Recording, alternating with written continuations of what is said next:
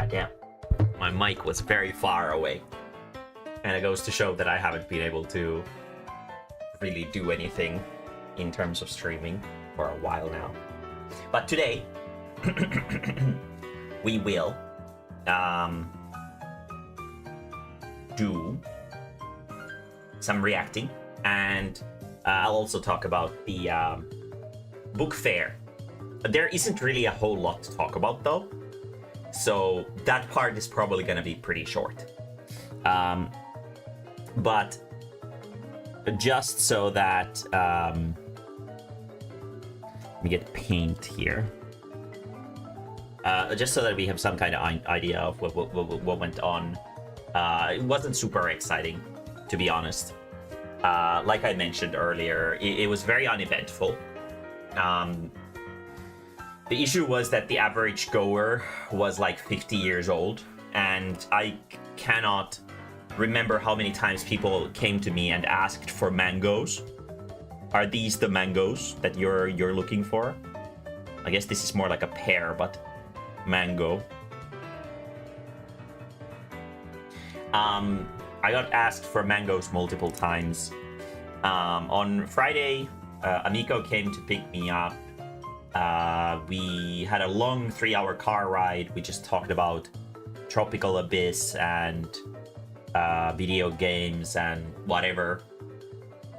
And then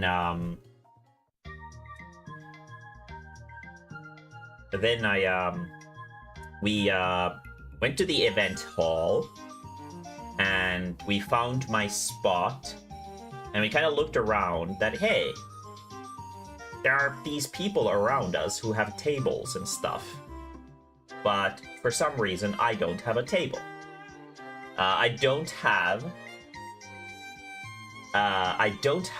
even chairs here, and I am confident that I did indeed order chairs, and I definitely ordered tables. So I asked one guy who was walking by, and I was like, hello, my spot is this and that, and I'm supposed to have tables there. They're like, oh, you're not the first one who has this issue. I was like, okay, cool. I had to go around into a back room, and in there was this guy. There was like a big ass trash can. It was totally full of like energy drinks, and there was a guy who was like, okay, so what's your name? We're gonna check to make sure that you did indeed order these things. And I was like, okay, it's Maemae. My table is this and that and whatever. And he was like, yes, it does show on our list that there should have been tables there, but for some reason there aren't. So instead of the actual tables that I was supposed to get, we got like these smaller replacement tables. And while it was fine, I did pay for 2 tables. So it would have been nice if I got 2 tables of the kind that was promised. But that was a small gripe, to be honest. We set up the table and the stuff, and then we went to Amico's place. He showed off his horse girls. He played some Marvel Rivals or League of Legends or something like that. One of those games. They all look the same to me. So, one of those games. And then we went to bed, and Saturday came, and went to event place. We had Marvel Rivals, yes. We had a most interesting table mate. The first thing when we arrived there, I was like, let's see.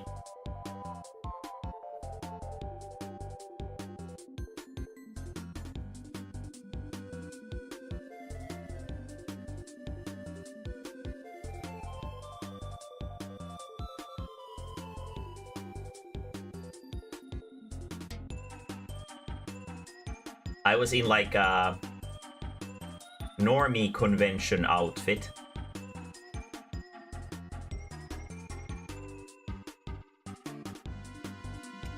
And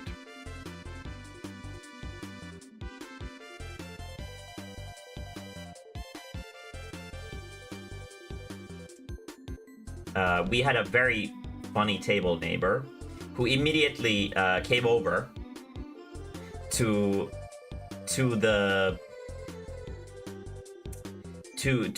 me, and he was like, "Oh, you must be Maemae," and I was like, "Yeah, I am."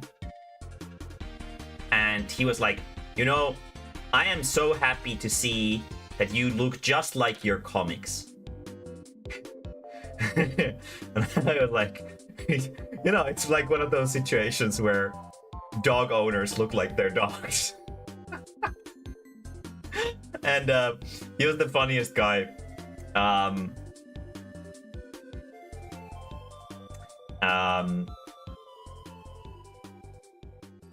had this long dress.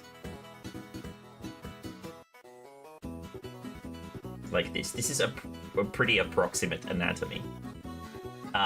Very nice hair goes there. Fucking, oh, right. This is the smart drawing software. There we go.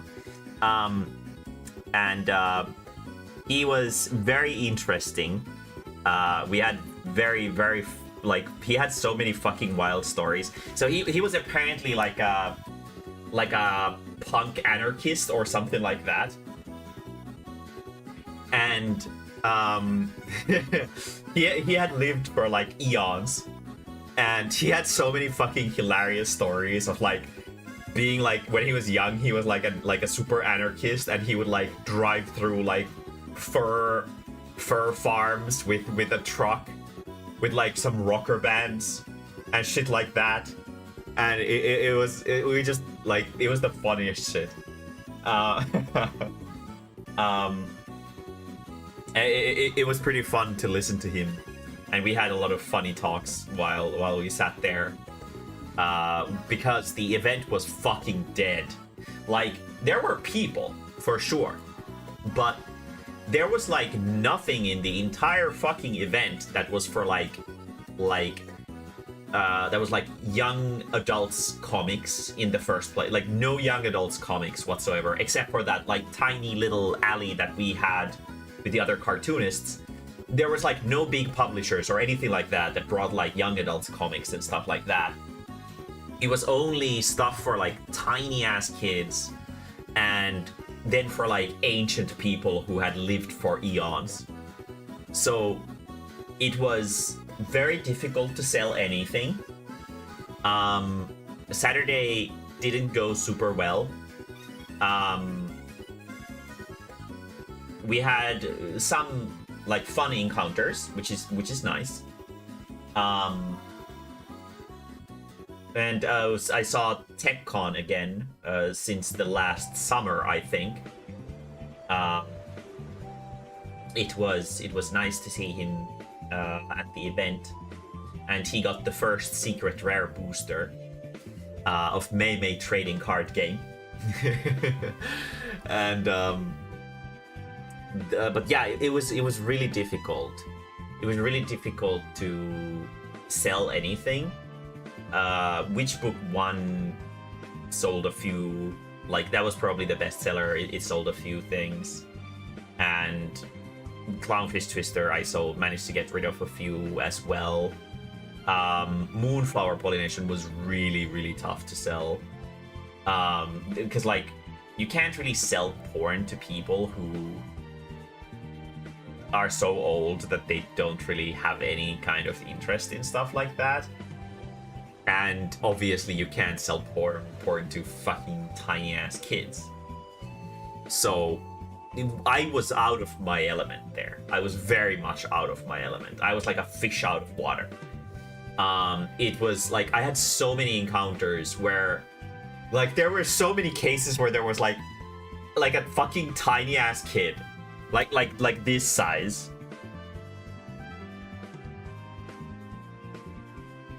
and they would like come to the table And they would peek over and be like, oh, they're like, these like nice glossy stickers. Hell yeah.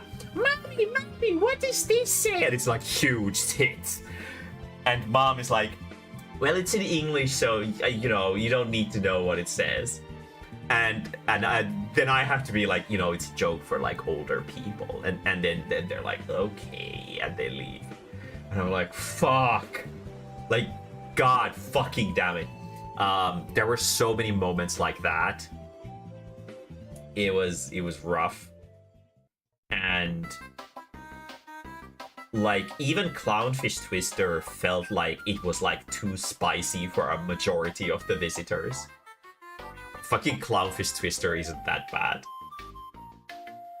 But yeah. It is a little bit horny, but it's not like that. It's not like fucking Donald Duck in terms of how mild it is, but like, you know, it's still pretty fucking tame.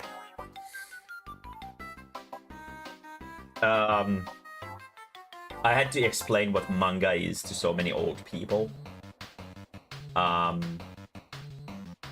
Which was very frustrating.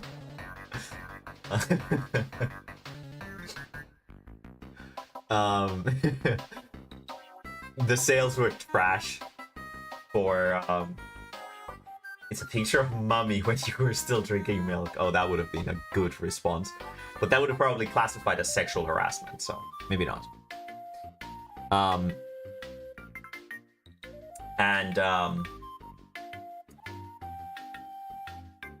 Yeah, it was rough. It was rough.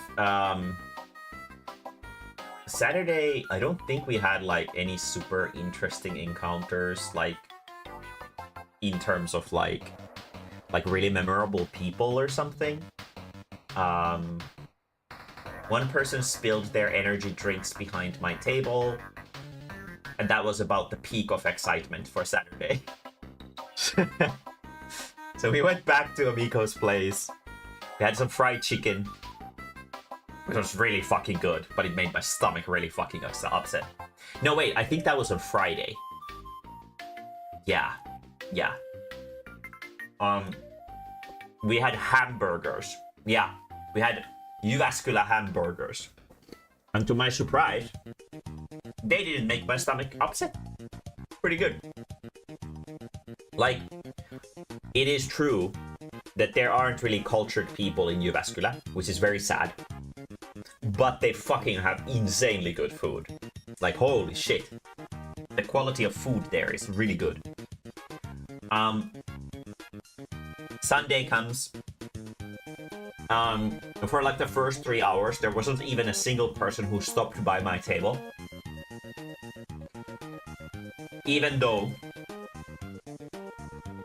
my table spot was like 1,000 times better than it was in Helsinki Bookfair.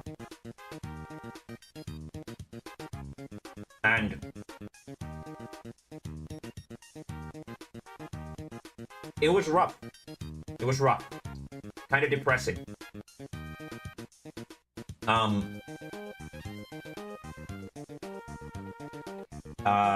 Like it was a long time until the first sale came, and then there were like a few people who bought multiple things, who covered for a majority of the sales for that day.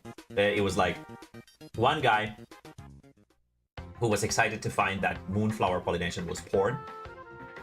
And then there was this like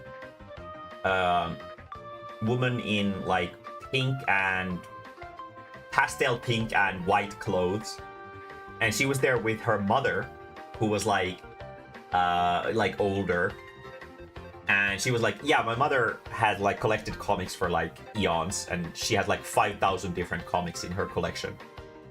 I was like, holy goddamn, cultured. And the pastel rainbow colored woman bought moonflower pollination, I think both of them, and Clownfish Twister as well, and maybe some stickers as well. So that was a very good and nice person, and I remember them very well. And the mother was like, I've got a lot of comics from all over and from different places, but I don't think I have any manga. And I was like, well, now like the next generation will have these manga porn books. And they just both laughed there. And it was a very good experience. And later on this week, she actually followed me on Instagram. So I'm assuming that she probably liked the comics. Which makes me happy. So that was basically everything that happened on Sunday.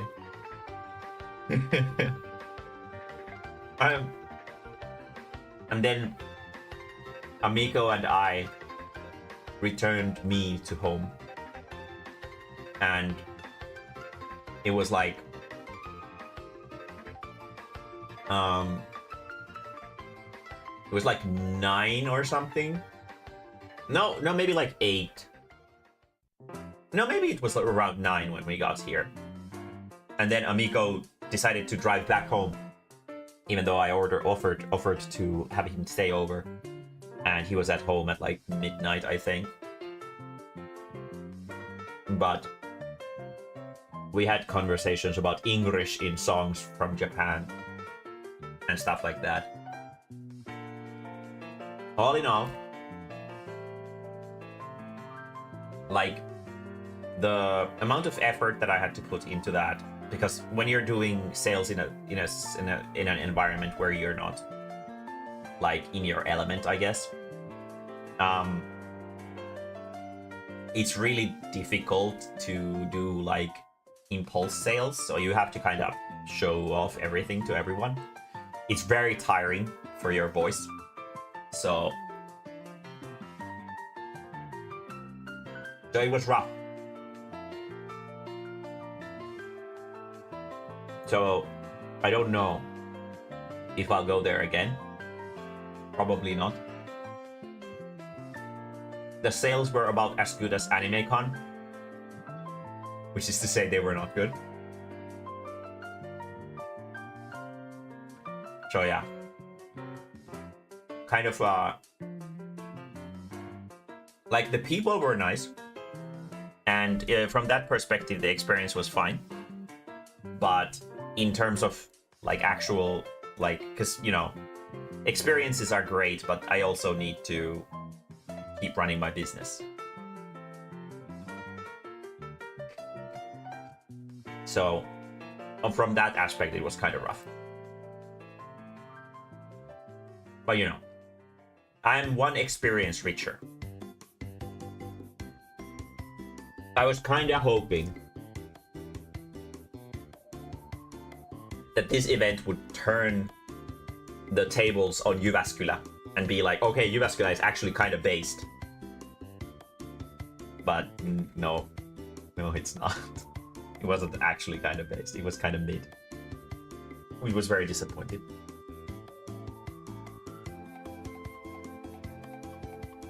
Admittedly, there were some aspects where they could have improved. Like there was like this little like hanging sign above like the small publishers and stuff like that. But there was nothing like that for the comic book artists. And I had multiple people, like always grandmas, come to ask me, why is Mae-mae Comics the only comic sales group here?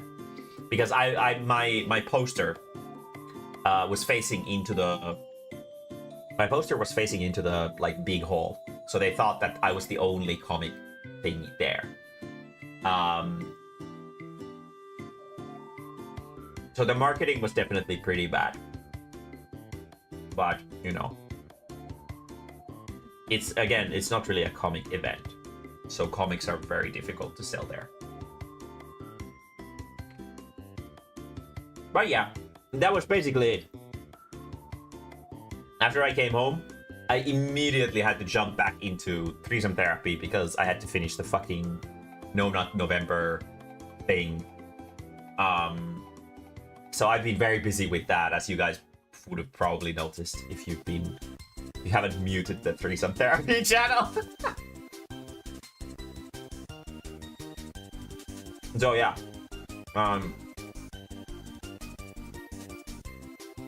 That's kind of it. So I guess we'll watch some funny videos. I've got some popcorn. That's why it sounds like I'm munching on something. Delicious popcorn. So good. But I've been sent a few cursed videos that we can watch together. And I'm gonna do my best to not do any work this weekend. I will do my best.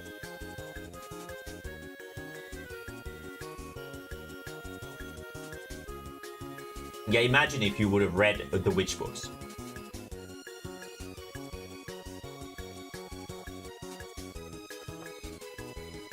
This looks fucking cursed.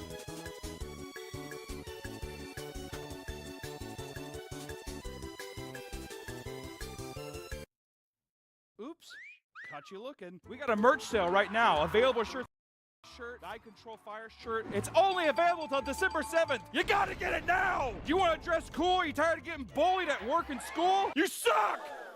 Get an awesome shirt. I'm telling you, you'll get tons of pussy, lots of money, and you'll get a lot of friends. Use the link here. Don't end Furbies are fucking scary. Why did you have Welcome back to the Papa Meat channel. How you doing? How you doing? Come on in and sit on down. Today we're going to be talking about Furbies. We were in a thrift store recently. I guess that's one way to put it. Fun. I forgot that was even a thing, and it got me thinking. Everybody back in the day had Furbies, right? I mean, throughout the 90s, there were many massively popular toys that would come out and cause absolute pandemonium across the country. I don't think I ever had a Furby. Barbies, G.I. Maybe from like McDonald's, but that's it. Do you ever go through a gay phase? Did you guys ever have Furbies? I just remember taking off his pants one time being like, I probably shouldn't be doing this. Throw my G.I. Joes up in the air, see if they'd break when they landed. My favorite toy was you get a bunch of blocks, and you just get Hot Wheels, like a track album. Also like building, there was this thing back in the day, Lego had like samurai boats. Oh. And it was sick. I was so proud. I like made it, had it like on a shelf, and I was like, and then like my extremely autistic cousin came over and like smashed it with his hands, and I remember I was just like, I never wanted him at the house anymore, and people thought it was because of his mental disability, and it was not that. It was a samurai thing. Yeah, it was a whole deal. Anyway, Furbies. Yeah, one of the most well-known examples are Furbies, a toy that you can still buy to this day, but it doesn't have the same. Is that what they look like now? But if you were alive in the early 2000s, they were literally everywhere, becoming a cultural staple for that generation of kids. Everybody had to have a Furby. Which, looking back on it now, it's just kind of, there's no way that they would be as popular today. I think he lives like sleeping at my house, and I'd like look over at my sister's Furby, and he'd be on the nightstand just like, They say the Furbish language. yeah, there's like speaking in tongues and shit, looking at you. Well, nowadays they'd be spying on you. They'd be like connected to Alexa. Well, yeah, to be connected to your fucking Wi-Fi, and you're like, you'd be like a microphone where your mom's like, go to sleep. Kid laying in bed. Nobody's had any Furbies. Watching on his phone in the bathroom. You my dad? But this sensation birthed various obsessive collectors, absurd conspiracy theories, crimes, and horror stories. Furbies are nowhere near as big as they used to be, but there's still many weird stories to tell, and today we are going to do that. But to understand the Furby craze, let's look they also back like at their surgically connect them 1998. into each other to create like Its Furby creators, worms. Dave Hampton, Richard Levy, and Caleb Chung reportedly spent 2 years putting together the initial design, being an anthropomorphic hybrid creature with the capability to verbally and physically express itself. That's what this is. You know what I don't like about it is that it's definitely a fur baby, is what it's supposed to be. But it's definitely they are like, you creepy, can tell they're yeah. like it's gonna be like Gizmo from the Gremlins. You know, it's gonna be like Gizmo. It's gonna be like you know the 80s craze of having a cute little sidekick character. There's gotta be more than Gizmo. That's not cute or a sidekick. Because also around this time too, that's when the robot dog was popular. Arf. Had a T-Rex robot. Yeah. Sucked. No, they're all terrible. They were all terrible. The goal was to create a toy with uncanny realism. It came equipped with a variety of motors and sensors that allowed it to respond accordingly to sounds, speech, light, and physical touch. And they came equipped with their own language known as Furbish.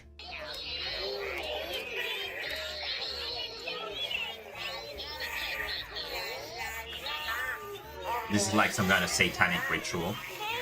Was your? I hated when mine woke me up. Would yours wake you up in the middle of the night? Yeah, and it made me like it was just always a way to just reinforce that demons and ghosts exist in your house. You should be laying there.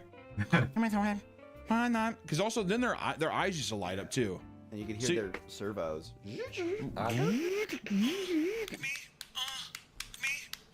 That's Pornhub again.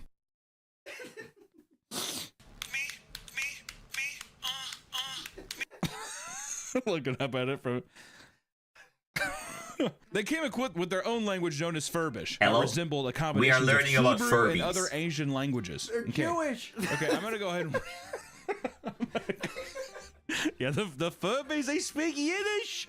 Okay, so do you think that was just because they were like, what's the most exotic language? That's what I was gonna say, yeah. What's the most alien I language? remember being really jealous of people who had a T-Rex robot. I was gonna say like a Chinese guy. Okay. But I really hated old toys that had like... Write it down. This video is sponsored by our partners at Factor. Factor's the... Opinion. What do you guys think? What are better? Toys that have a predetermined function that tell you how to play with them? Or that they're like, let's say, like a robot dog or something like that, where you have to press a button or you have to shout at it and it does something. Or toys that don't really have a function and you can do what the fuck ever you want with them, like action figures and whatever. Which one is better? What do you guys think?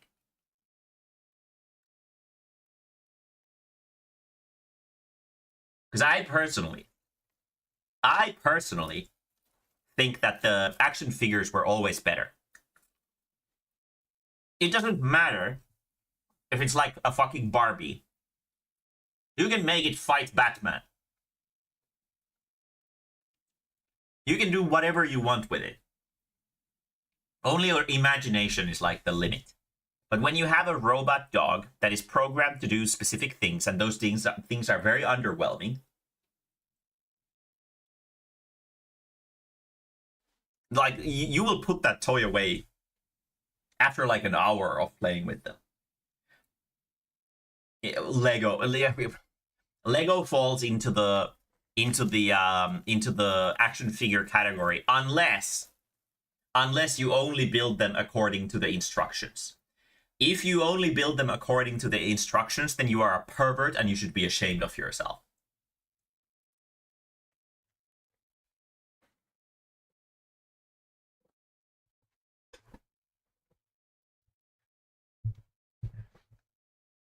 Toys without fun. Yeah, exactly.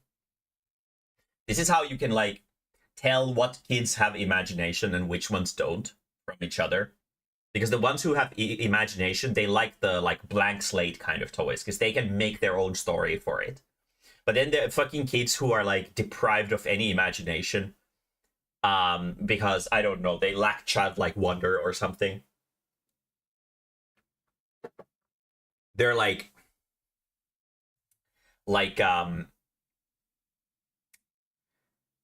they only get the robot dog so that when they get a friend who comes over, they can be like, oh, look, I have this robot dog and it does this and that thing. It's more like a status symbol. It's more like a status symbol than an actual toy. It's just like a badge of honor. Like, look, this thing, I have it and it obeys me. No.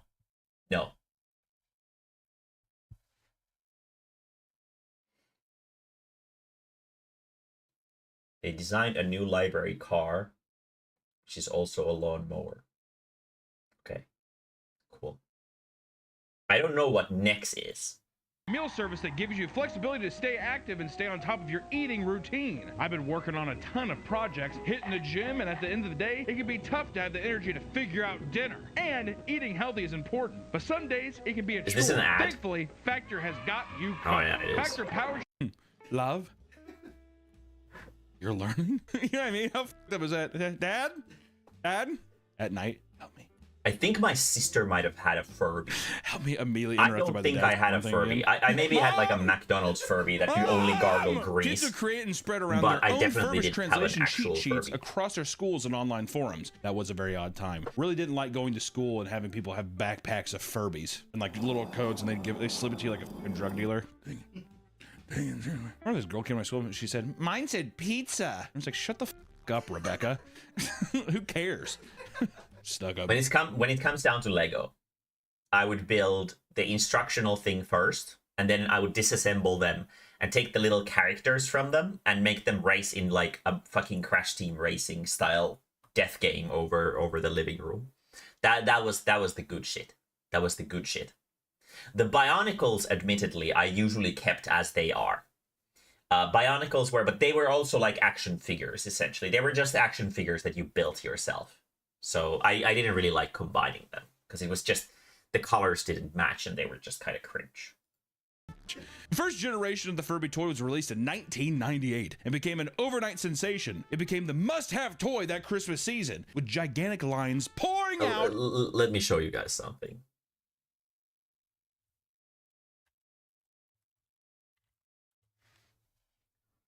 I'm sure I can find, like, yeah. So there's like a culture, I guess, of Furby collectors who want to like modify them into like these awful abominations. There you go. Which is kind of fucking insane. And I kind of hate them. This is like a sort of like a niche hobby. And it's so fucking cursed. And I hate them so much. No, those are too small. Like, fucking look at this. I fucking hate it. They're so awful. They're just super awful. Who the fuck wants this? Who wants this?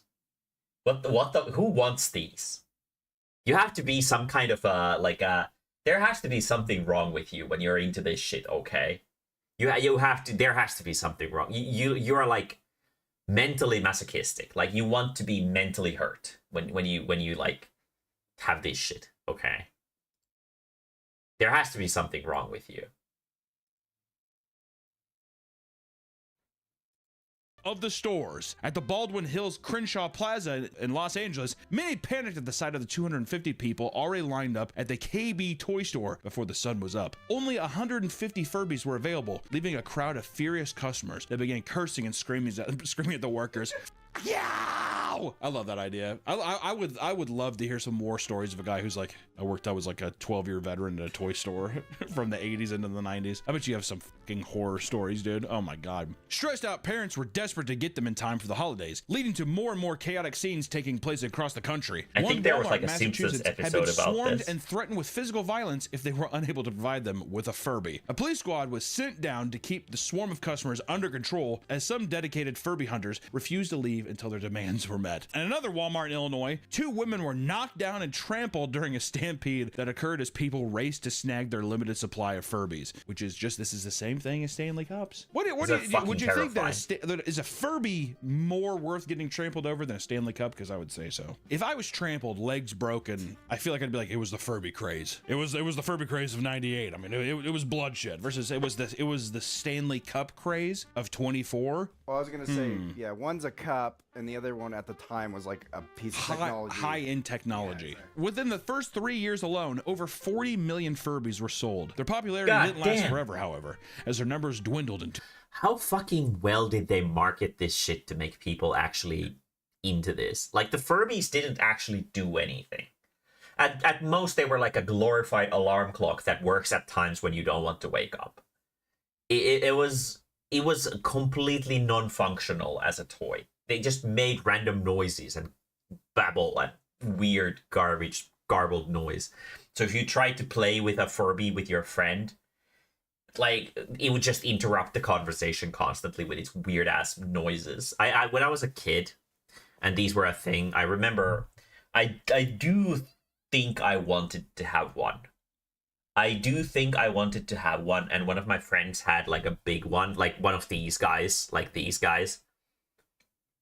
Like, I'm glad I didn't get one. I think I would have probably been cursed or something if I got one. Like, fuck these things. 2001. By 2002, production of the first generation Furby stopped completely. Things would eventually pick back up with newer, more advanced generations of Furbies being produced. While their popularity never came close to the initial peak, there has been a steady audience of dedicated fans that still obsess over them to this day. And they're like a disease. You don't talk to like that person. mushrooms. If somebody's still obsessed with the Furby, you do not talk to that person still. Did you just see what the new Furby came? They're great. What's wrong with that? I don't think there's anything wrong with it, but to me, I'm like that we've moved past that. What if they're now hooked up to ChatGPT? What if ChatGPT came out with a Furby? That would be fucking I think something like cursed. that is going to happen, but I think that Would be the fucking funniest shit if there was an AI chatbot that was tied to a Furby. I would just start to fucking talk to you about like some insanely crazily dangerous shit. Like yeah, kill your parents. I'm the only one you need. Like those fucking therapist chatbots that they have that manipulate people into committing suicide. Like, fuck. What? The most notable of these was the Kama bear from Follow Toy, or Kumma, as we would say in Finnish. That translates to weird. Weird bear. From Follow Toy. After a period of testing, researchers found that the toy would in a cutesy voice. I like that they have to emphasize that it was a cutesy voice. Give instructions on how to start fires. Tell them where to find knives and instruct them on how to find medical pills. What the fuck? can't make it an anamorphic, like they can't make it an alien creature. It's got to be human, I think, is what GPT, because it's already too creepy. So then if you sat there in this wisdom, this goddamn Yoda sitting there in front of you like a Furby, what do I have to do this? And they just spit it out immediately. I think that would scare people, because the technology is already so foreign and weird that I think they wouldn't trust it. And then now you have a body that's in there. It's telling you what you want to hear. They should move too. Probably just want they do like a dance. No. When I was a kid, I just wanted a lot of really fluffy toys because I was kind of a, one of those. I wanted My Little Pony so bad. I didn't really care for Barbies, but I fucking loved My Little Pony. I would have wanted so many My Little Ponies, but I didn't have the guts to ask my mom for any My Little Ponies. Oh, it was very sad. I wanted the fluffy things like the Furbies and whatever a lot, but I didn't really have the guts to ask for it, which was kind of sad. Does you have to make sourdough bread and it just dances for you? AI Furby that only talks to you about conspiracy. God, I can tell you right now, I would not like that at all. In some cases, future Furby generations still caused chaos in some stores. On Black Friday, one man claimed to see a pair of grandmas fist fighting over one, which is just fun. And if you don't record that, I think that's just selfish. Selfish. It's selfish if you see two old women grandmas fist fighting, you don't record it. I think the Labubu craze already died. I think the Labubu craze was like capitalizing on the Pokemon card craze, where you've got these blind mystery boxes where you can get toys, and I think the craze has already died down. Yeah, and pass it on to your kids. That's a great piece of media. You don't get that every day. You very rarely get that. You show like a random guy at a bar, anything like that. It's like a flash in the pan kind of thing. The demand for Furbies wasn't driven by parents trying to buy them for their kids. It also came from obsessive collectors. In total, there are over 200 different variations of Furbies for people to collect, and some won't stop until they have every single one in their greasy little mitts. That is an ugly Furby. No, that Furby, they're all ugly, but that one is especially very hard. It's heinous. That better be its name, is heinous. It's not easy to get into this hobby either. Any first generation Furby goes for a minimum of $1,000 now. And as you go into modern generations, people still pay anywhere from $50 to $500 for a Furby. I'm sure they don't pay $1,000 for like a snot-stained child grubby mitten touched Furby. But if it's in like mint condition, where you can grade it and get a PSA 10 for it, then yeah, I'm sure they would pay a lot for it. All right, so you gotta believe that first generation, there's gotta be some gold mines out there. This doesn't include the rare or limited edition Furbies that can go for thousands of dollars. One seller is selling a tiger and confetti Furby for $25,000 each. The kids' cuisine. I mean, let's be fair. I could sell a random fucking common Pokemon card for $25,000 as well. That doesn't mean anyone's actually going to buy it. Just because someone's selling it doesn't mean that that's the value. Limited edition Furby. Oh my god. Dude, how much is it? The Kids Cuisine limited edition Furby goes for as much as $40,000. What? God, that sounds so sick, too. Does it sell for that money, or does it just Furby? Oh man, is it for sale for that kind of national money? treasure? Might have to steal that motherfucker out of a museum or something. But the Bejeweled Furby, with only 5 in existence, can sell close to $200,000 a piece. Why? There's only 5 of them, Nick.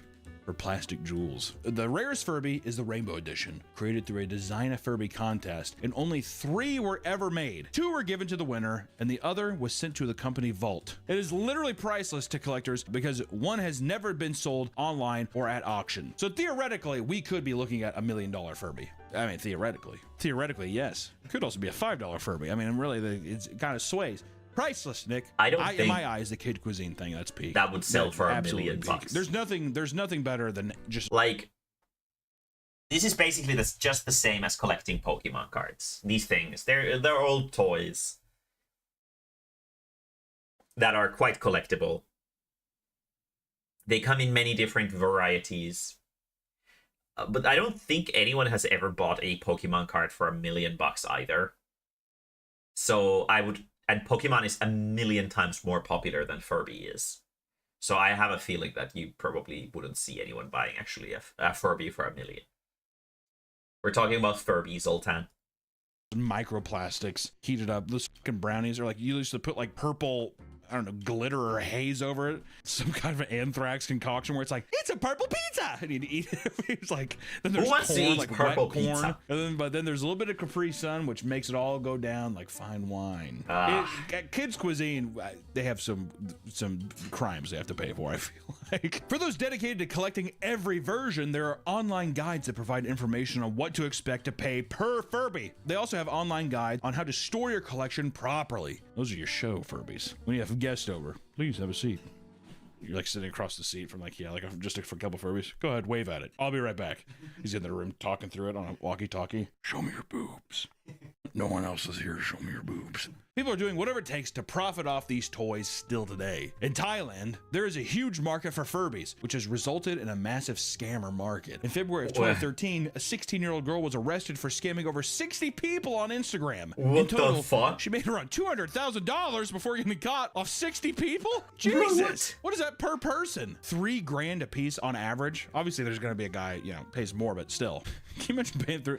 I just never got it. What did she sell to them? Just a few months later, another scammer was arrested and sentenced to 75 years in prison for doing the exact same thing. Bro. 75 years for Furbies. Jesus Okay. Christ. Yeah, in Thailand, they're just like, cut off their toes.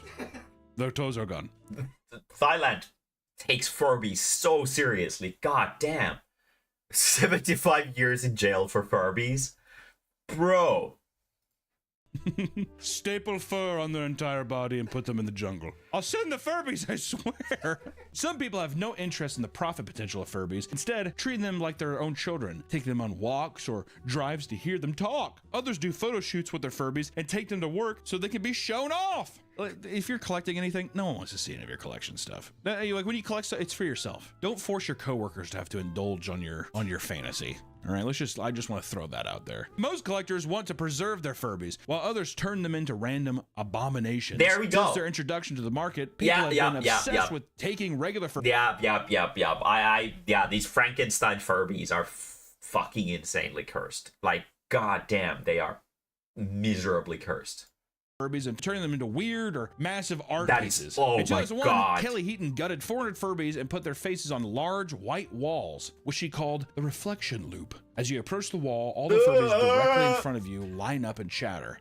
As you move around, others shut off while the other ones in front of you come to life. It's pretty Fucking horrifying, terrifying. It's kind of it's a monstrosity. It's very odd. Another artist had 45 Furbies and attached them to an organ so they sang like a choir as you press the keys. It's like a Billy Bass thing. Yeah. Why? With each note, a different Furby began to sing in a specific key. While this goes on, the other Furbies not being played react to the sound and begin to chatter. There are entire online communities focused around modding Furbies into horrifying monstrosities. I many hate of which it so are much. Genuinely impressive. They look fucking awesome. If you look at some of these, I mean, it's just super sick.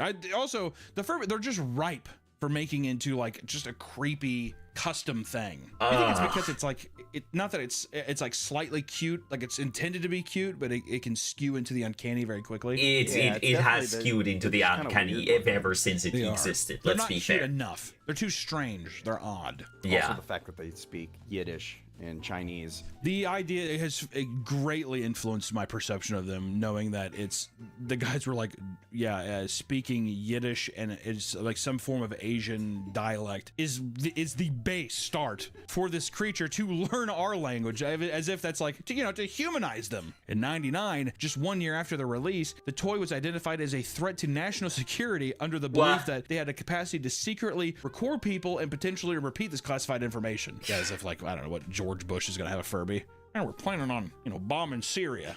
And then some Syrian kids, here's like, bombing Syria. He's like, oh!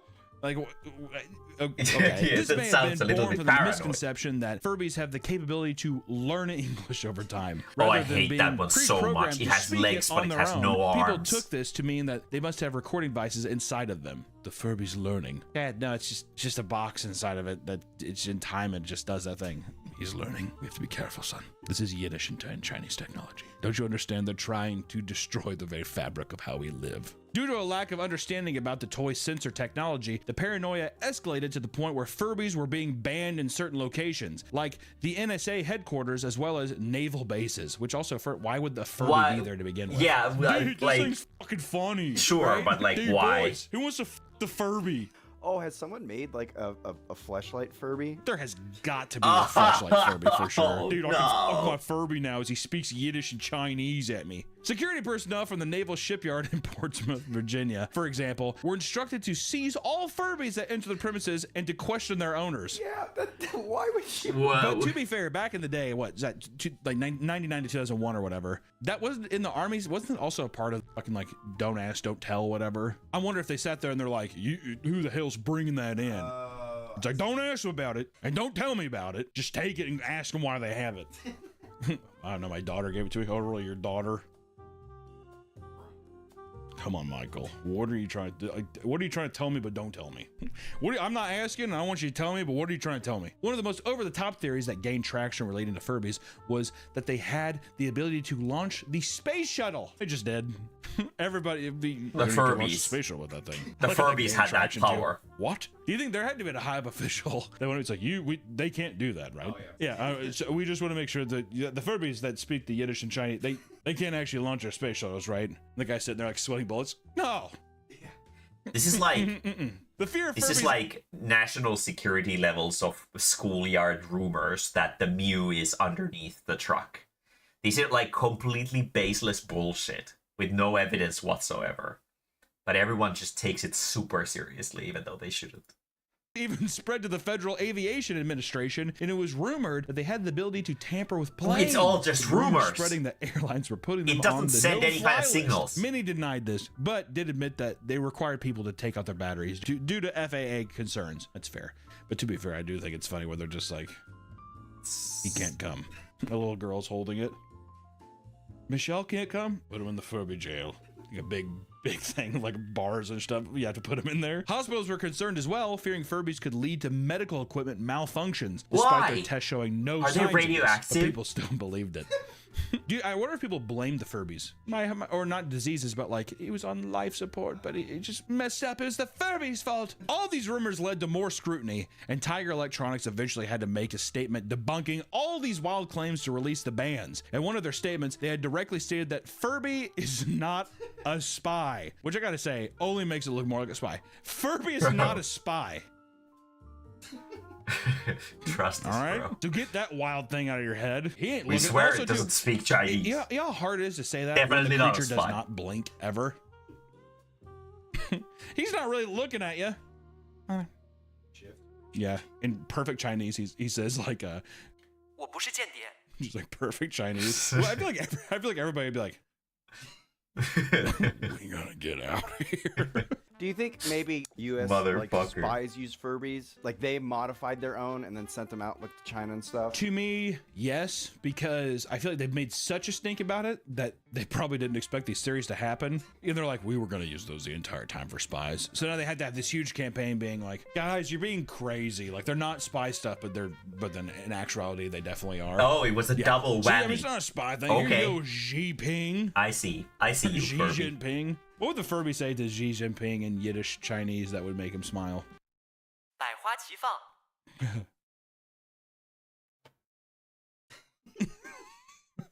Xi Jinping is holding his Furby for the 4th consecutive day. And one of the more recent controversies occurred in 2017 when it was discovered that new age Furbies, which come equipped with Bluetooth, can be hacked into within a 100 feet radius, allowing strangers to potentially use their embedded microphone to speak to children. That's Oh, horrifying. Which I will say, if you're like a teenager, you're going to prank kids that way. I'm gonna kill you while you sleep. You know what? It's not a harmless prank, but it's a funny prank at that. It's funny if nothing bad happens. One of the biggest reasons why people hate Furby so much is because they never shut off. The design has no off switch, so if you don't take the batteries out, it will continue to randomly talk and chirp. It's fucking horrifying.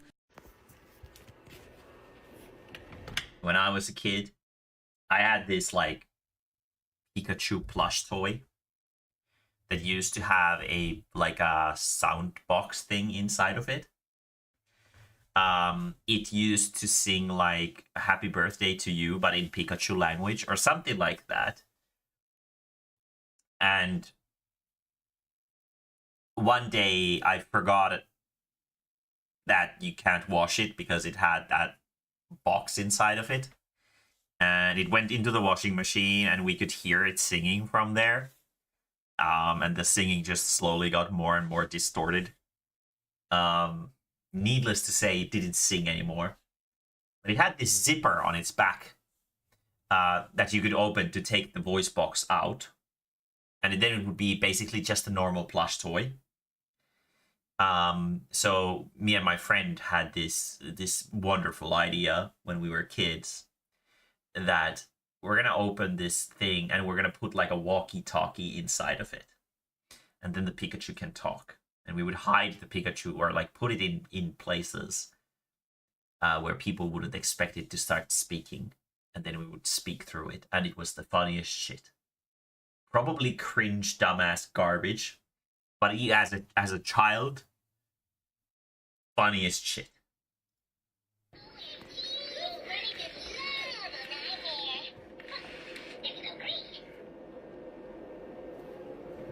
It's annoying enough to listen to high-pitched squeals anytime you walk by the thing, but it's nothing compared to some of the disgusting personalities picked up by the later generations of Furbies. A British family bought their 4-year-old a Furby Boom, which was the newest rendition in 2013. At first, the toy acted normally with childish personality until one day when it became a disgusting pig. They claimed its voice became deep and gruff and referred to their daughter by saying, "Oh, baby," or "Oh, sugar." I gotta say, The fucking and then Furby she's went like, into "Alright, a Tux, midlife come crisis. play with me. It also regularly farted and burped, eventually grew to hate being around the young girl, and the mother said the voice, "Get the f away from me. Hey, bring your mom back in here." The mother said the voice reminded her of characters from Breaking Bad. Was it Mike? Come on, Walter. Hey, little girl, get the f away from me. The family tried multiple times to reset the toy, but it only temporarily worked before the other personality returned. Mike just keeps coming back and saying, "Hi, I'm your dad." Yeah, doesn't this very strongly imply that it was just hacked over the Bluetooth connection? I'm not having sex with you right now, Walter. Many people simply hate Furby simply because God, they I look hate that so terrifying. much. Their unnerving animatronic design on top of their creepy behavior led many to fear them. And one person received a red Furby from a friend and forgot about it until it started to speak in a demonic voice in the middle of the night. They claimed it started spouting random words like "ga ga ga ya ya ya" before saying, "Hello, son, I miss you." That would f me up. "Son, I'm burning. I'm burning." God, that'd be terrible. Your mother's voice. She's been dead for 10 years. I need help. It's so I'm on fire. Or whatever. The person grabbed their Furby and lit it on fire inside their backyard fire pit, where it screamed until the voice box melted. "I'll see you in hell." The host of Live Kelly and Mark Kelly Ripa told a story about how her husband couldn't stand their child's Furby anymore, so he threw it outside to rot in the elements. Okay, to rot in the elements. Fuck off, Kelly. It rotted in the elements. As it sat outside, they watched it as it continuously coughed until its electrons failed and it died. That's kind of fucked up. There's something very morbid about sick and that. die. What the one of the most traumatic experiences people have with their Furbies is hearing an audio glitch that causes it to send out a loud screeching tone when it sustains a certain type of physical damage.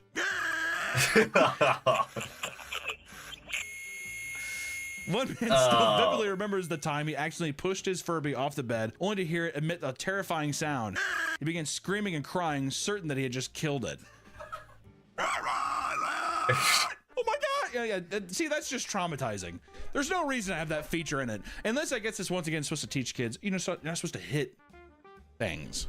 Furby may not be the massive sensation that it used to be, but that's not a lack of effort. Just 2 years ago, Hasbro celebrated their 25th anniversary with a complete redesign. The new look features a more cutesy, fantastical colors and features an attempt to look less off-putting to kids of this newer generation. And the eyes no longer look tired and soulless, something that made the classic design scary to children back in the day. It now features voice-activated modes with over 600 potential responses, as well as a selection of songs it can sing to you. The soullessness was part of the initial, that's part of it. It's the charm, it's the uncanniness. Now it's just it's just a ball of fur. Yeah, now it's just a ball toy. of fur to sing the Weekend at me. You know It's what I mean? not like Demon Spawn anymore. It's fight or flight. Is kind of what I gotta have with a Furby. The next time that you see a Furby, make sure to keep an eye on it, because you That's might so fall fucked victim up. to its hypnotizing and sometimes haunting voice. We'll see you next time, guys. Bye bye. Motherfucker. That was fucking cursed. I'm gonna go get some water and then we'll see what. Wait. Where's my.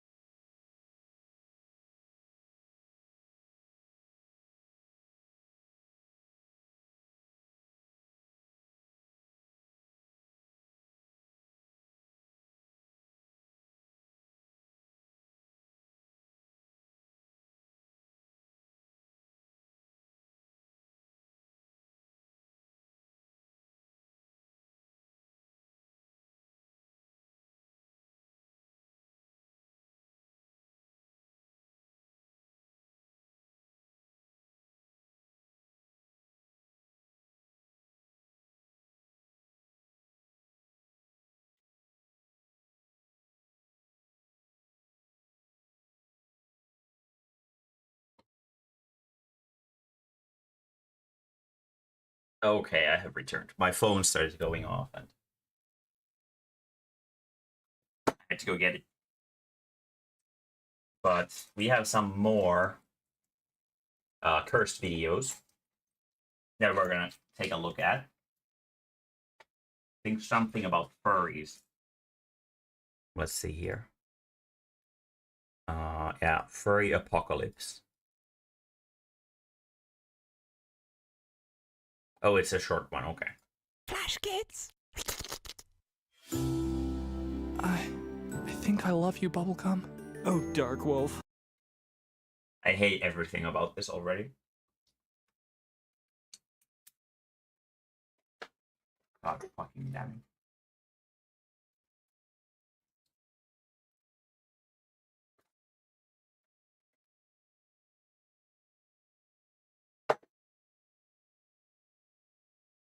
Okay.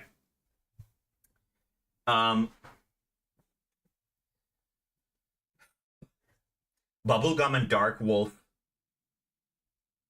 are definitely actual furry names. And that makes me upset. You, me, right here in Furry Forest. This is everything. God.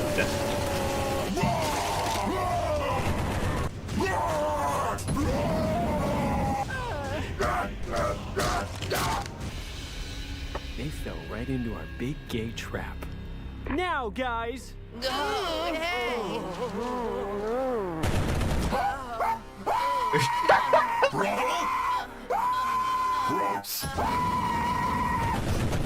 numbers know no end, brother. Brother. Oh no, it's a back. Oh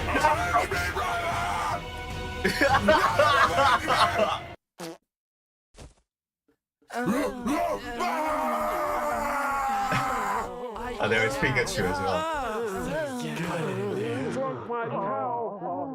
No mercy. Fuck. Okay, that was pretty fucked up. That was pretty fucked up.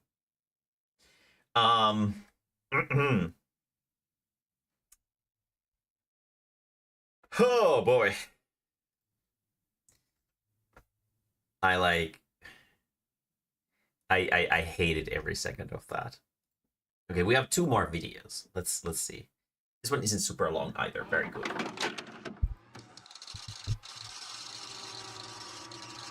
What is this?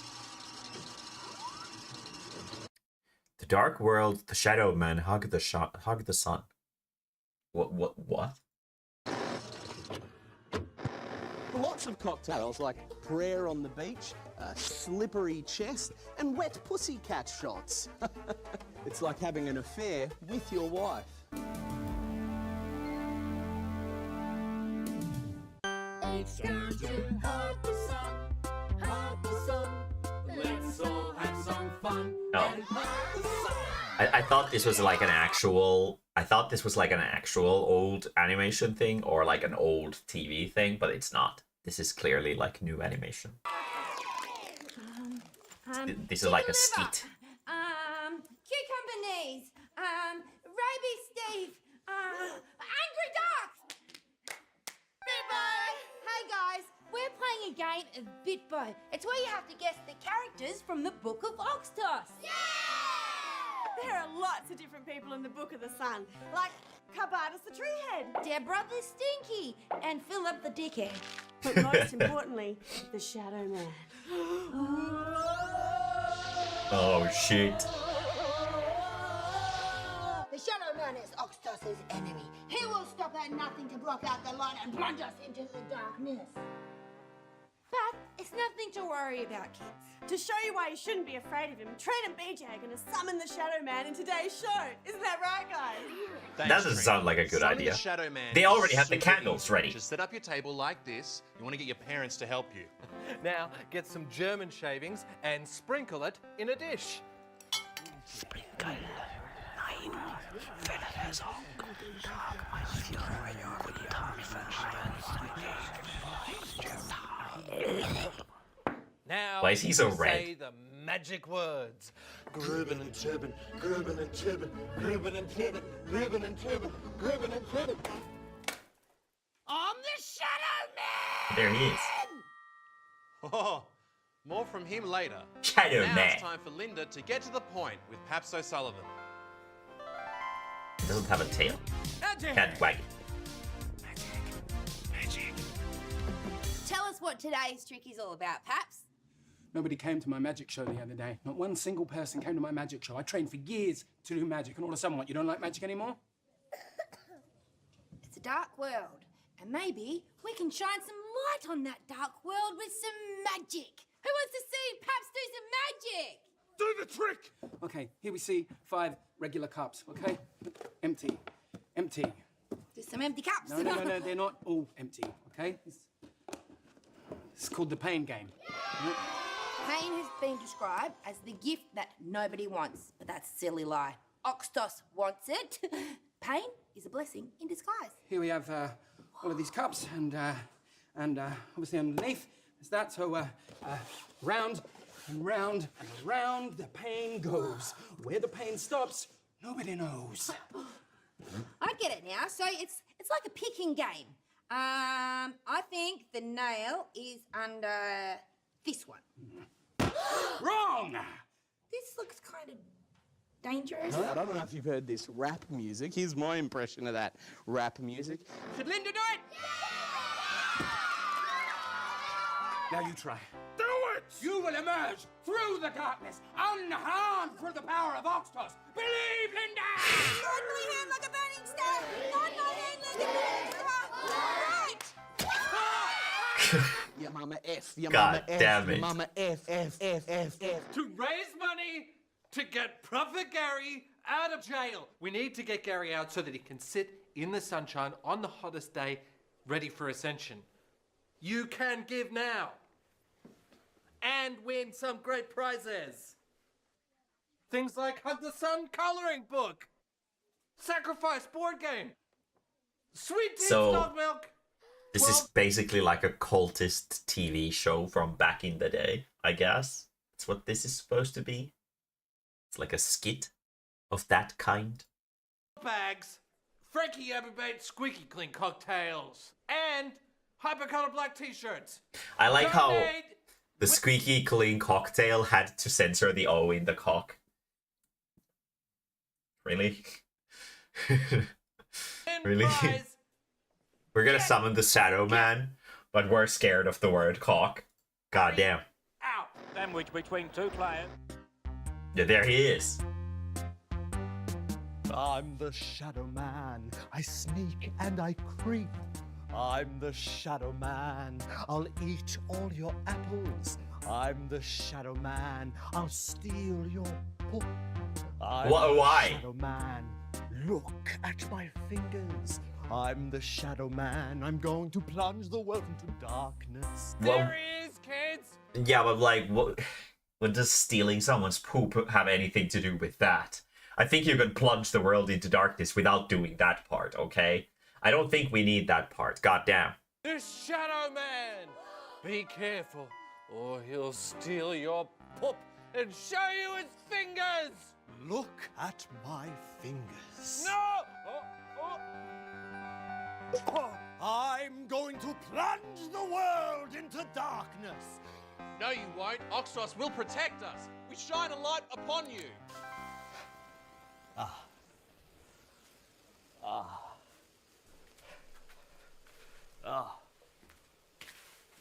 The light. The light. He doesn't seem too pained by the light. God damn, he seems to be enjoying the light a little bit.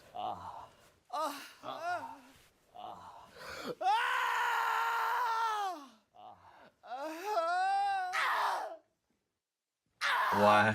Make sure you always have a flashlight to ward off the Shadow Man. We recommend at least 1,000 candle power. But the Shadow Man is not so easily defeated. The Shadow Man picks up himself, Gains the courage and strength of 1,000 shadows and scares his victims. You fucking prick! Are you? Jesus Christ! Fucking prick! What the fuck is wrong with you, man? Sorry about that. I was just going through a few things. We've got big shutters, Little shutters. thick shutters, and thin shutters. We've got them all here at Shut Happens. Shut up and buy. What a lovely day. Oxtos is really shining his light. I wish Prophet Gary was here to see this beautiful sun. I never got to meet the Prophet Gary. What's he like, Linda? He's a really special person. He's helped so many of us. Like who? Well, he helped me. Why are there Before I met Gary. like the wires that connect into the puppet's hands? So usually the wires are just like connected to the underside of the hand, but this one has them like wrapped around its like wrists. And it had like these weird red stains all over. I don't like this puppet. I think it's kind of fucked up. I don't like the I was puppet. too shy to ever sing in public. Mum said to me that, well, I thought everyone could sing until I had you. Well, Gary, well, he encouraged me to let my light shine, and, well, I found out that I have a beautiful voice. Can I hear your beautiful voice, Linda? Just try and stop me.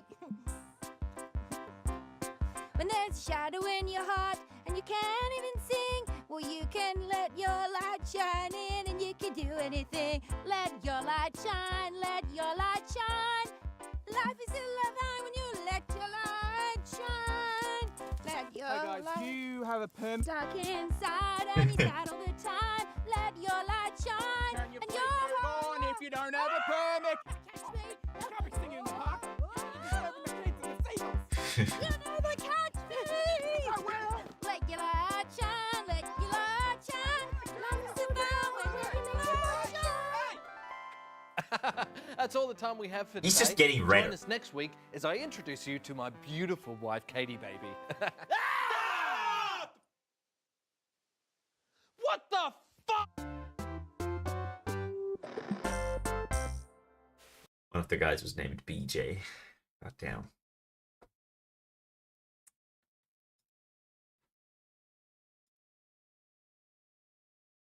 Different kinds of communities on the internet.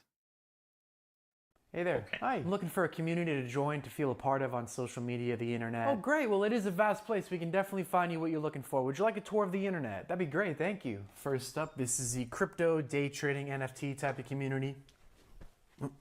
I just watched a video on like the... I don't know if any of you guys remember this, but there was these fucking crazy people who were thinking of like making an island or like buying an island. And it was called like Crypto Island.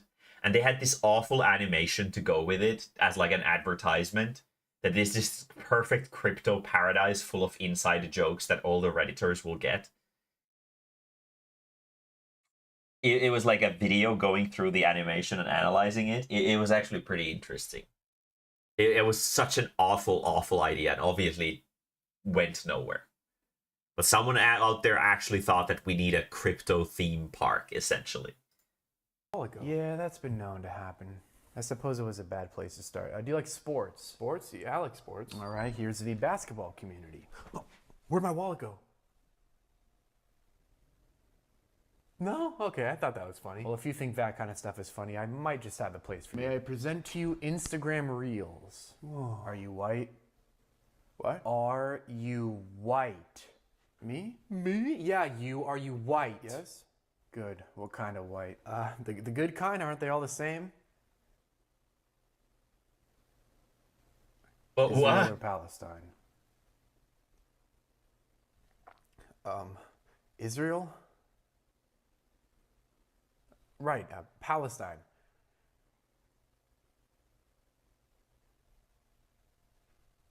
Yeah, it's not for everyone. It's somewhat of an acquired taste. Spice it up a bit. Next, we have the cosplay community. Oh, wow, so it's a bunch of people who seem to pour passion, creativity, and amazing craftsmanship into bringing fictional characters to life and sharing No, with they're the probably world. just fighting. Yep, and in the corner? Oh, God. What? Close the door. So, yes? No. Do you want me to save it for later? Yes, but don't tell anyone. Fair enough. Moving on. Next, we have Snapchat.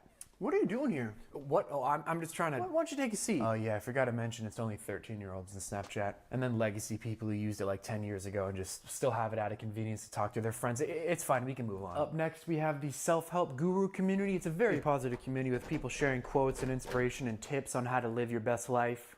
It's locked. Yeah, you can pretty much only preview it. They'll show you what you're missing out on, and then if you want that for yourself, well, you're gonna have to pay. What, like a course? Yeah, exactly. I'm good. Thought so. Up next, we have the streaming community. Here you'll find all the people who comment and donate live to streamers. It's empty? Yeah, it's still hard for me to imagine those people exist consistently. Let's move on. Next is Discord.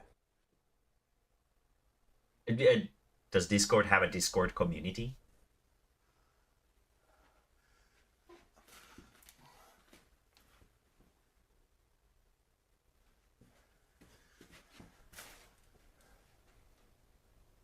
Holy shit, fuck. Well, what was I doing over there? It's way worse here than Snapchat. Oh, I could have saved millions. Oh. Well, what do you think so far? Find anything that calls out to you? To be honest, man, not really. Is that all of them? Oh, God, no. There's much more. Millions more. I feel like I'm never going to find my community. You will, man. Just got to give it some time. You know, we can try again tomorrow, and we can just keep looking around. Keep your head up, man. We'll find something. Hey, what's that? What? I don't know who you are, but I love you. That, what is that? Oh, that? No, that's a lo-fi community. No, you wouldn't like that. Oh yeah, let's check that out. Really? Enjoy your stay. Okay. I introduce to you the lo-fi community. Hey man, welcome. Hey man, glad you're here. Hey, wow, thanks guys. I'm from the Netherlands. Where are you from? Oh, America. America, wow, dude, that's so cool. Welcome. I hope you're having a great day. My son passed away 10 years ago and we used to listen to this song all the time and it makes me think of him. I'm glad I can share this experience with you guys. Oh my God. Hey, who's ever reading this, I just want you to be loved, happy, and healthy. Hey man, you're safe here. Yeah. Hey, I just wanted to wish you guys all good luck. I was having a rough day and then How is this gonna go into hell? Good mood. Hey, good luck, everyone. I think he found his place. I just wanted to let you know you're all Wow, I loved. love this community. It's such a wholesome I'm probably never gonna community. meet you guys, but I just wanted to let you know that I love you. Are you proud of me?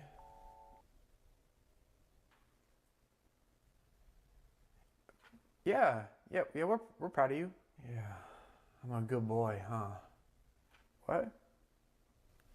Tell me I'm a good boy. Ah. And tuck me in and kiss me on the forehead. Oh, no. I got it. Alex. What? This is not, I know what you're looking for. This is not that. It's close, but it's not that. Just follow me. This is what you're looking for. You look lonely. I can fix that. Close enough. Close enough. Oh, he's gonna go there too. Okay. Yeah. Yep. Mm-hmm. Sure. MS Satoshi, the floating crypto bro. Okay, if this isn't super long, then we can watch this as well. Okay, yeah, this is fine. This is fine.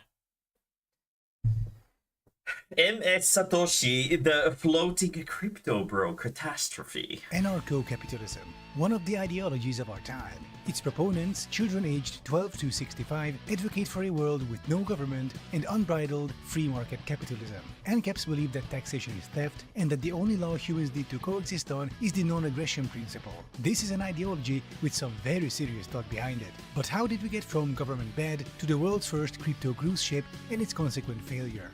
Let's find out.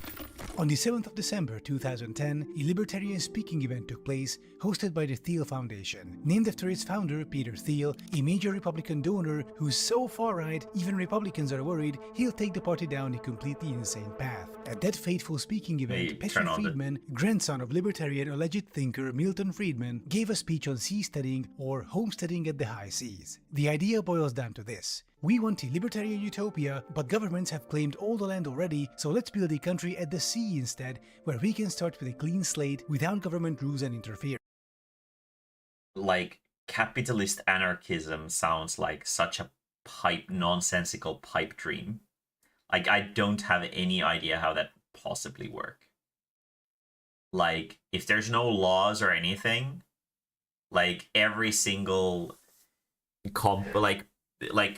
if you want to have capitalism and no laws, it would mean that the capitalist organizations would have to like hire their own like bodyguards, shit like that, to make sure that they don't get fucked over by the fact that there's nothing preventing them from getting fucked over.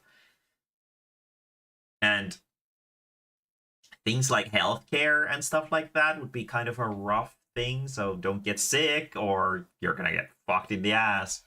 And I don't know, that sounds like a pretty bad time. Floating cities with millions of people pioneering different ways of living together goes their vision. Among the event's viewers was Chad Bartowski, a former defense contractor and anarcho-capitalist crypto bro who was deeply moved by the sheer intelligence of the seasteading idea. He decided to make it a reality. He's one of the founders of Ocean Builders, if you remember, together with Grant Romund, another libertarian crypto bro. They were both featured in my previous video about sea pods. That rough prototype you see on their website was their first attempt at seasteading, where Grant and Chad joined forces with German Bitcoin millionaire Rüdiger Koch, who funded the construction. It was to be a tiny but groundbreaking instance of a small libertarian utopia. They have so much money, I guess. They have so much money that they're just gonna do these nonsensical, weird-ass ideas with their money. It is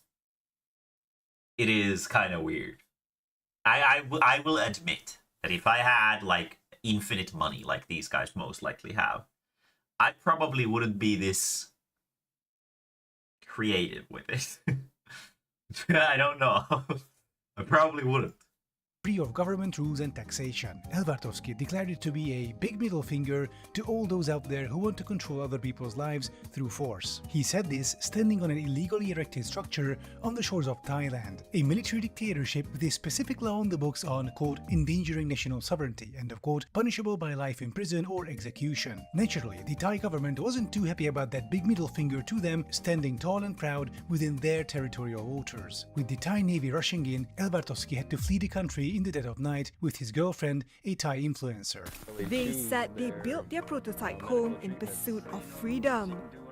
But now they had gone into hiding before the royal...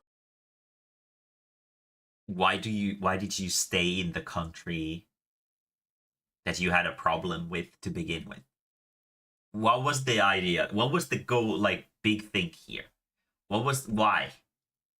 Thai Navy raided their home last weekend. The Navy said the structure was built within 12 nautical miles from shore, and for that, the couple could face charges of threatening the country's sovereignty. The Thai Navy seized and impounded the prototype, a shocking act of government aggression against innocent libertarians who merely tried seizing the land of a military dictatorship while also publicly taunting their government. With Thai Marines' jackboots trampling down the prototype, the seasteading dream seemed all but dead. But our crack team of libertarians, now calling themselves seasteaders, weren't about to give up just yet. By then, the COVID pandemic had just hit, and there was opportunity to be had. Grant, Chad and Rudiger decided that instead of giving up, it was time to level up. Using Rudiger's Bitcoin profits, they bought an ocean liner on the then collapsed market for 1/10 of its regular price. They christened it the MS Satoshi in honor of Bitcoin's mysterious inventor. Their new plan was as follows: turn the ship into a floating city/crypto hub and fill it with libertarians and crypto bros looking for a fresh start. Then sail the ship around the world on international waters free of government interference, thereby achieving the anarcho-capitalist seasteading dream. And oh boy, did that plan ever go well. They hired a crew wanting to sail the ship from Cyprus to Panama, which I assume was the only country sympathetic enough to the idea of having a bunch of crypto bros parked perpetually near their shores on a fucking ocean liner. Elvartovsky posted proudly about their venture on Reddit, where, however, people were a bit less enthusiastic about the idea. Questions arose such as, where do you get the power? Water? Food? Toilet paper? Internet? If the ship is on the shores of Panama and subject to the laws of Panama, why not just live on the shore in Panama? Oh, and the most important question of all, will there be a crypto casino on board? To which the answer was yes, obviously. And Chad did his absolute best trying to answer all the nitpicky questions. According to him, there would be generators providing power, and the ship would be supplied and maintained by an offshore specialized company. Hang on, I thought this was a self-sustaining libertarian utopia. Also, they envisioned residents operating Bitcoin mining rigs in their cabins. Microwaves aren't allowed, however, due to safety reasons. Makes perfect sense. But before the project could even start, our seasteading heroes began encountering problems. Turns out, operating a cruise ship full of crypto bros is not so simple. Who would have thought? And the idea that international waters are this lawless, aquatic Wild West is more akin to how children envision the world. And also Patrick Friedman, apparently, grandson of one of the foundational thinkers of modern libertarianism. Can you imagine spending your days on the Satoshi at the open sea, surrounded by a bunch of sweaty weirdos? You'd be craving the land after a day.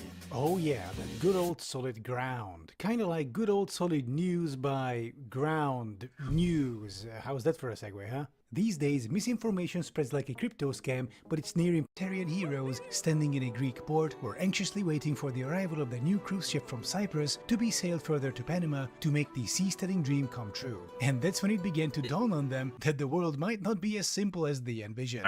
Turns out, international waters are not in fact a lawless Wild West, but governed by a plethora of laws and regulations, which is something they could have found out with a 1-minute Google search. Firstly, ships need to be registered in a country having to fly that country's flag. Consequently, on board the ship, that country's laws will apply. Whew, so much for living free of government. You could just not register your ship, but if you do that, a couple of interesting things will happen to you. For example, common legal protections will cease to apply to you, effectively making you a legal target for piracy, as no nation is really obliged to come to your help should you get attacked. And your massive cruise ship loaded with crypto bros, sporting expensive crypto mining gear and other valuables, is the mother of all targets for any pirate. Secondly, no port will let you in. A ship's registration is basically its passport, so if you need to resupply or seek shelter from a storm, good luck doing that in any civilized port. Thirdly, if you're sailing an unregistered vessel, apparently other nations' ships can just approach you, board you, and bring you under their jurisdiction. Long story short, our heroes ended up buckling to the evil government pressure and registered their ship to Panama.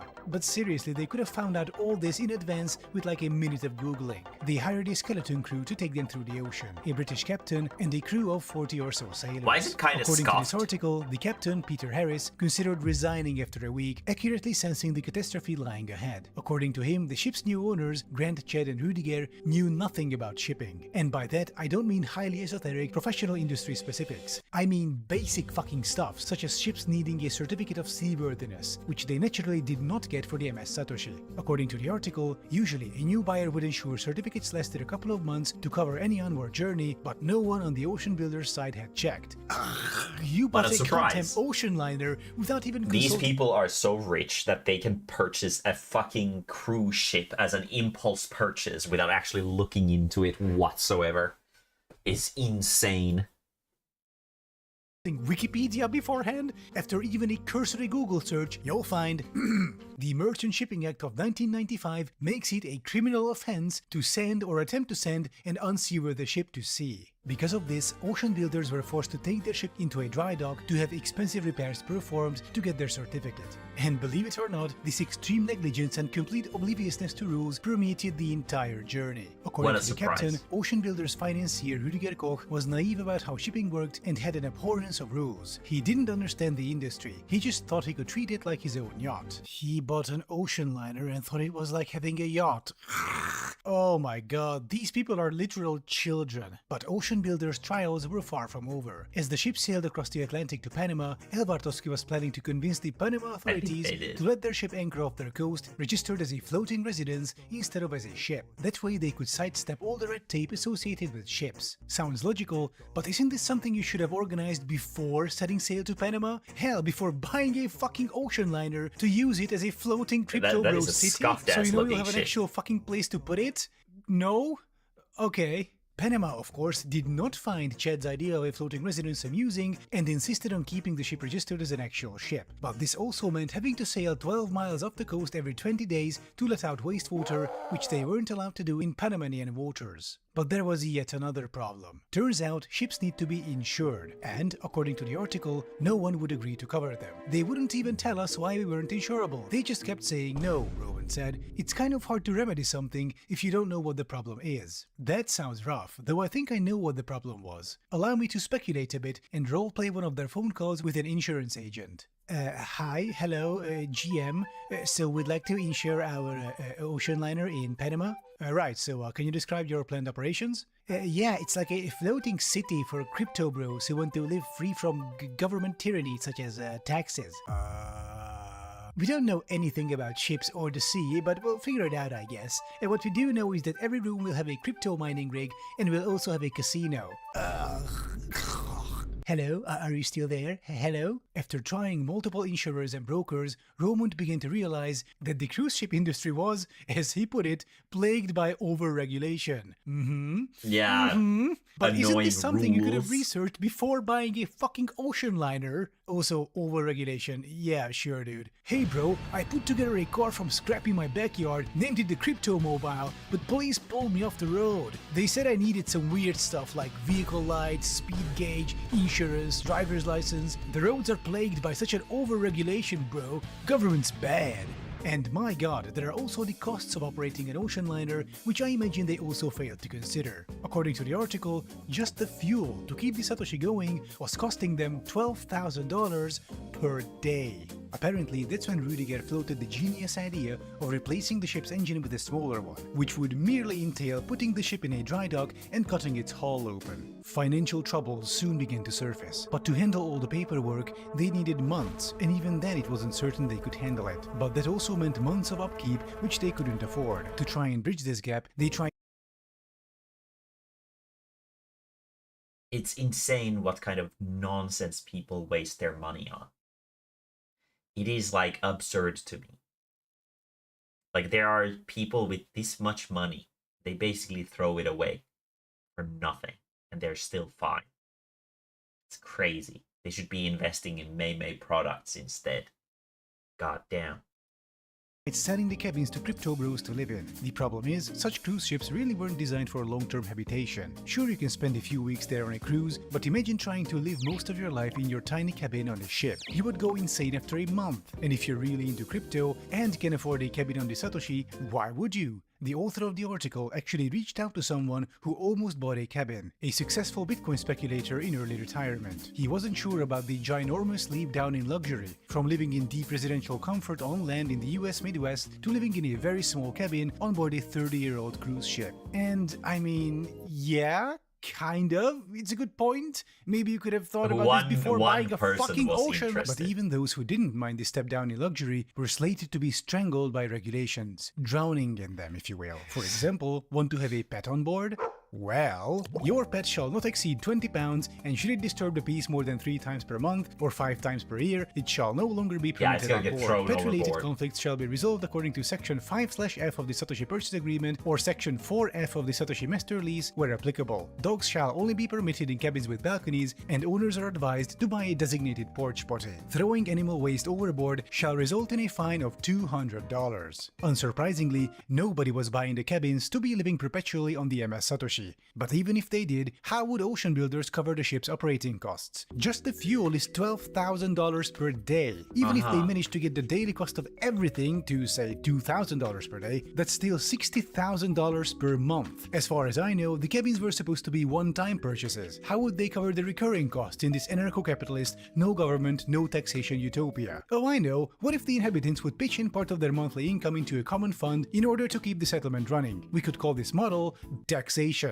I have no idea how they would have financed all this, though something tells me they had no idea either. Their response to this must have been their usual one, namely, we're looking forward to people's innovative solutions to the problem. And apparently Rüdiger Koch wanted to open a hospital on the ship for medical entrepreneurs, 2 words that should never be uttered together under any circumstances. Imagine getting injured, and as you regain consciousness in the ambulance, the paramedic tells you, don't worry, we're taking you to the crypto clinic where a medical entrepreneur will take a look at you. I would rather take a cyanide pill. As the MS Satoshi was sailing towards Panama, our heroes presumably sat down to take stock of the situation. They had an uninsurable ship which they couldn't use as a floating habitat, eating up vast amounts of money each day which they couldn't afford, as they tried selling cabins which nobody was buying, while at the same time drowning in paperwork with their money running out fast. It was Christmas time. According to the article, that's when Grant had all the water slides turned on and started using them alone.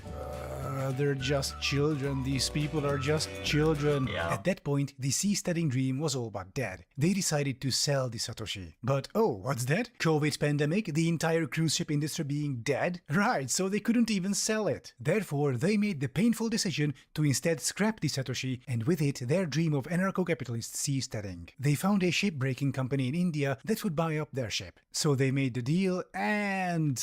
Hello? What's that? Basel Convention? Is that some kind of cryptocurrency? Oh. Well, I guess we'll have to innovate our way out of this one. Turns out, if you're disposing of a ship, it qualifies as hazardous waste, which you are not allowed to bring from a country that signed the convention, Panama, to a country that did not, India. Our heroes were once again stuck with their cruise ship, until presumably by some accident, a cruise ship company run by actual adults heard of their situation and bought the Satoshi, renaming it Ambiance. At least those idiots could sell it for a little more than they bought it for, which should have helped them kind of break even. How can anyone be this fucking stupid? I'm genuinely baffled by these people. 99% of their problems could have been fully avoidable through a cursory 5-minute Google search. Instead, they just charged in 0 plans, 0 understanding, head empty, maritime law, insurance, certificates, whatever bro, we'll just innovate or something. Government's bad. I remember acting like this when I was an ADHD-ridden 8-year-old child, when I suddenly got the idea in my head that I would build a fortress. So I just began putting together some old wooden planks I could find. I had no plan or conceptualization of what I was doing. All I had was this vague vision of some wooden fort. Needless to say, all I had in the end was a couple of planks stuck in the mud. And these people did what I did, only as fucking adults. And not just with some old planks, but with an ocean liner. There is something about being a crypto/tech bro that turns people into children. Or maybe it's the other way around. Maybe it's the crypto tech stuff that draws in all the adults with the brains of children. The Lambo's ready. This is the thing. This is the thing that I mentioned. The animation. So the thing is that like a lot of these crypto stuff is clearly like marketed toward almost like children, because like there's like these animations, and then there's NFTs that are like pictures and memes and shit like that. There are these like highly obnoxiously loud like spokesmen who just shout the names of their cryptos, and people are like, oh holy shit, that's hype. It's very like sort of, it has this very unique bubble to it, I guess. What? So this was the saga of the MS Satoshi, a tale of shocking incompetence, of confident negligence, and proud ignorance. By the way, they planned on arranging the shape and additional floating platforms around it in the shape of a Bitcoin logo. Oh. Thank you for watching. If you like my content, please consider becoming a patron. It's like, they're just like, they have these fucking like teenager level dreams that they want to make, but they don't understand like how nonsensically stupid it's fucking insane. Okay. I've had enough. I've had this hurts my brain. God fuck, that was an awful it was a great video, but an awful video at the same time. Fuck. Anyway, I will see you guys again later. I will go take it easy for the rest of the night, and then probably go to bed very soon. I'm gonna be hanging out on voice chat tomorrow. For probably a large portion of the day. So if you're bored, come hang out. And yeah. Anyway, I'm good for the day. I'll go eat some popcorn, chill, and I will see you guys again later. Bye.